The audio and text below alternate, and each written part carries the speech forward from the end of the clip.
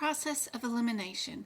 Let's look at this example. This is a long case. It's 3 or 4 pages long, but we're going to go straight to the answers first.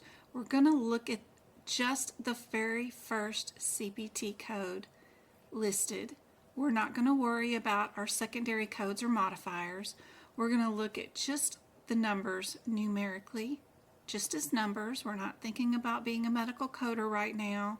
We're only looking at the numbers, and we see that one answer, which is D, has a different number down, but A, B, and C all have the same numbers. So I am going to eliminate D, just simply because it does not start off with the same answer as A, B, and C.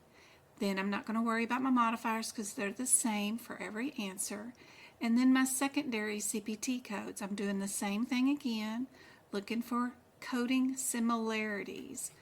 And I see that 2 answers have the 7 and one answer does not. It has the 2. So I'm going to eliminate B just simply because of that.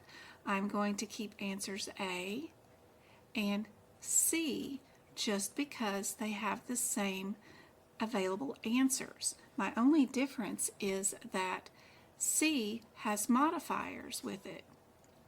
If we do go look at our CPT code for our 92978, we do notice that it is a add-on code, which means you cannot add a modifier to it because it has that little plus symbol in front of it. So going right back to our book or question, we know that our answer has to be A because all they were doing during the certification exam question was seeing if we understood the one particular guideline that starts out that add-on codes do not get modifiers.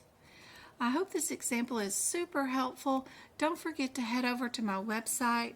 I do have practice exam questions.